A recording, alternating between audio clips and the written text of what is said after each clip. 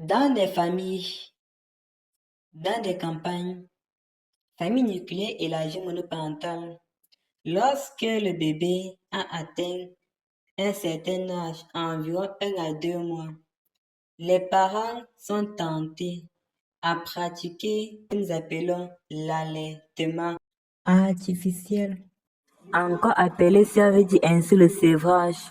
Ceci vise donc à priver le bébé d'une partie de son lait, à priver le bébé de son lait maternel pour lui donner en retour un lait que nous pouvons dire artificiel, qui a des fois est bien et qui a des fois, ce même lait peut conduire à la mort due à un certain anémie chez le bébé.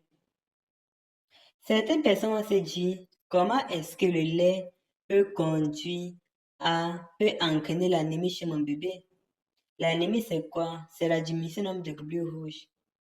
Ma chère maman, vous devez donc faire très attention. Lorsque vous arrivez dans des supermarchés, certaines personnes vont vous dire ceci: prenez ce lait, elle sera bon pour ton bébé de 1 mois. Prenez ce lait, il va fortifier ton bébé de 1 mois. Oui, ce sont des paroles mielleuses, des paroles craquantes, mais ici, il ne sera pas question pour nous. Il ne sera pas question pour nous qu'on vous fasse baigner dans le mensonge. Face donc à cela, cette vidéo va donc vous permettre de pouvoir identifier le lait qui sera approprié à votre bébé d'1 mois et le lait inapproprié à votre bébé de 1 mois. Lorsque, par exemple, vous donnez le lait au bébé, ce lait emprunte dans un premier temps ce qu'on appelle la cavité buccale, puis il emprunte une deuxième voie, l'œsophage. À travers les mouvements péristaltisme et par un processus appelé la déglutition, ce même lait se trouve dans l'estomac et tout va se jouer au niveau de l'estomac. Si le lait que vous donnez à votre bébé est de bonne qualité, tout se vérifiera au niveau de l'estomac. Si le lait que vous donnez à votre bébé est de mauvaise qualité, tout va se confirmer au niveau de l'estomac. En effet, au niveau de l'estomac est produit une substance qu'on appelle le HCl. C'est un acide. C'est dans lui qui sera capable de dégrader la pepsinogène en pepsine qui à son tour sera capable de décomposer certaines protéines contenues dans le lait en acide aminé. Bon, dans l'estomac, il y a ce qu'on appelle un acide.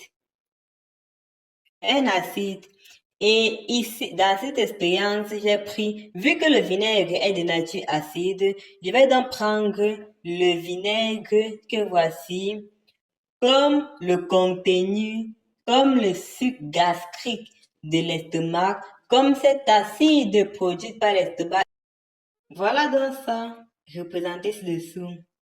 Voici comment sera représenté l'estomac de votre bébé avec ce qui est à l'intérieur, la substance produite par la muqueuse de l'estomac, c'est-à-dire à l'intérieur, il y aura ce qu'on appelle le HCl. Et voici le lait que vous avez donné à votre bébé. Je ne vais pas vous dire quel type de lait s'agit-il, mais je vais simplement attirer votre attention pour que vous ne vous faites plus tromper par le lait de mauvaise qualité, pour que, au lieu de alimenter votre bébé par un bon lait, vous lui créez certains problèmes.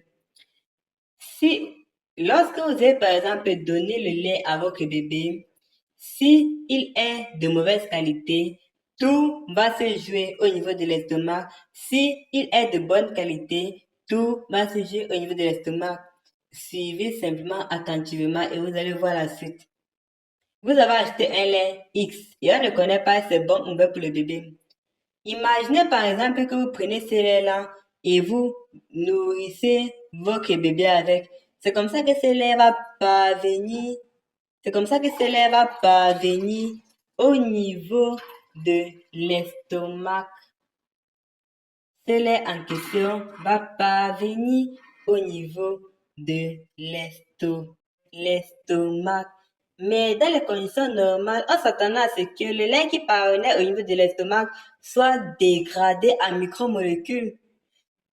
Mais ce qu'on observe là, c'est que ce lait X que je viens de nourrir à mon bébé, en présence de l'acide de l'estomac, au lieu que certaines macromolécules comme les protéines se dégradent, on se rend compte que lorsque ils sont en contact avec l'acide, ils se mettent à s'accumuler. Ils s'accumulent à un endroit et ce qui à la langue peut créer de nombreux problèmes. Si ce lait s'accumule déjà au niveau de l'estomac du bébé, et cependant, l'estomac du bébé est d'abord très fragile. Il est d'abord de petite taille. Vous voyez donc que, à la longue, chaque fois que vous allez nourrir votre bébé avec ce lait de mauvaise qualité, elle ne va que faire que s'accumuler au niveau de l'estomac. Et en s'accumulant au niveau de l'estomac, elle va provoquer une difficulté. C'est-à-dire, en s'accumulant au niveau de l'estomac, elle va entraîner une sorte de constipation au bébé. En s'accumulant au niveau de l'estomac, le bébé aura en quelque sorte un mal de ventre. Et en s'accumulant au niveau de l'estomac, on comprend donc que la majeure partie, environ plus de 90% des molécules contenues à l'intérieur n'ont pas pu se digérer.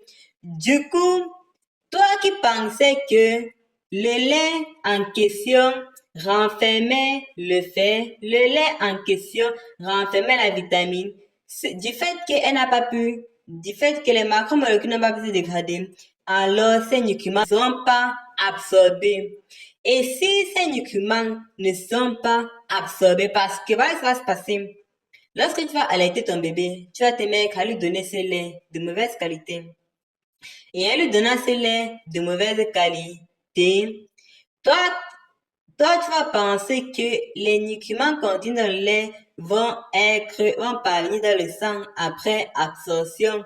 Mais cependant, vous voyez que le lait en question n'a même pas pu se dégrader. Les molécules contenues dans le lait n'ont même pas pris la peine de se décomposer.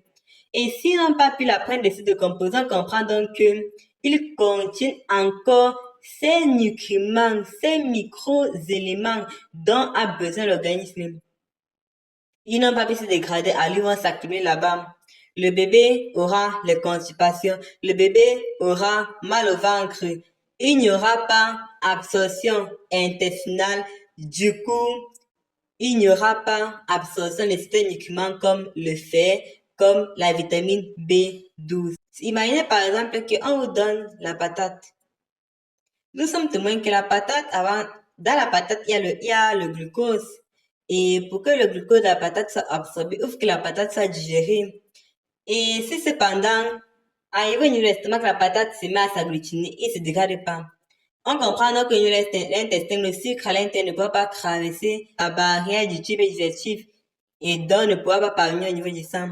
C'est donc comme ça que, en donnant du mauvais lait à votre bébé, vous allez lui créer une certaine carence. Vous allez penser que les nutriments contenus à l'intérieur vont parvenir dans son sang, mais cependant, ce sera faux. Elle va simplement s'accumuler, comme vous le voyez là-haut. Et à la longue, l'enfant aura les carences en fer, les carences en vitamine B12. Cependant, le fer et la vitamine B12 sont importants pour la production du globules rouges. Et du fait que vous êtes du lait de mauvaise qualité, le bébé, lui, il sera anémié à la longue. Maintenant, vous posez la question, pourquoi ce lait de mauvaise qualité a pu s'agglutiner comme le voyez ci-dessous? En fait, tout dépend de la constitution du lait. Dans le lait, il y a une protéine qu'on appelle la caséine. Lorsque un lait de mauvaise qualité, en d'autres termes, un lait inapproprié pour un nourrisson d'1 à 2 mois, c'est un lait qui renferme une quantité importante de caséine, comme celui-ci. Du coup, cependant, la caséine, la protéine de ce lait-ci, lui, il est sous forme de micelle. Et lorsque il entre en contact avec le vinaigre, lui, va venir démasquer la face hygrophobe de la caséine en question.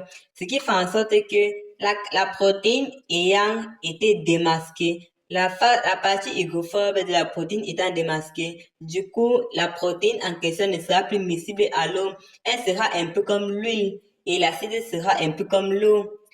Dès lors, elle va donc monter au-dessus et l'acide gastrique et l'eau va rester en bas, ce qui fait en sorte qu'il n'y aura pas la digestion. Donc, on comprend donc que un lait qui renferme une quantité importante de caséine, comme par exemple le lait de vache, il n'est pas dit que ça c'est le lait de vache, mais prends le cas, un lait qui renferme une quantité énorme de caséine, comme par exemple le lait de vache, n'est pas conseillé pour nos bébés de 1 mois, car ça peut lui créer certains problèmes.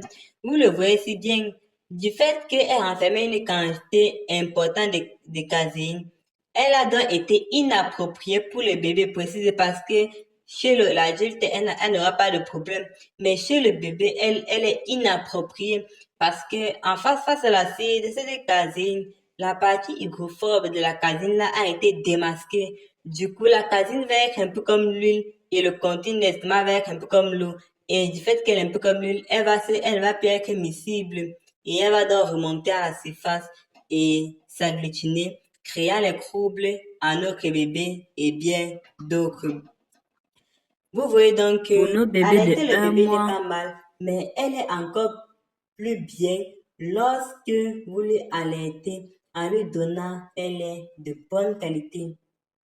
Je ne vais pas vous dire le lait qui est de mauvaise qualité, je ne vais pas vous dire le lait qui est de bonne qualité, mais tout ce que vous avez dit, et vous venez de voir comment identifier un lait qui est bon pour le bébé et un lait qui n'est pas bon pour le bébé. Dans un premier temps,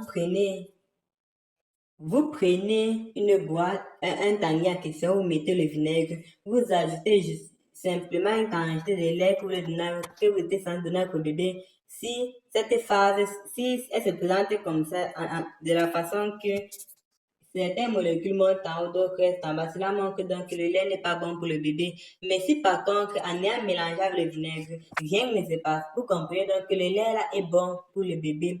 Ça, c'est donc pour la vidéo qui était d'aujourd'hui. Quel lait faut-il donner à notre bébé et quel lait ne faut-il pas donner à notre bébé? Faites attention, ne blaguez pas avec l'alimentation de votre bébé. Après, vous allez croire que en lui donnant du lait, vous faites du bien, mais plutôt vous faites du mal. Bon, il est mieux préférable que vous, chers parents, évitez ce qu'on appelle l'allaitement maternel précoce.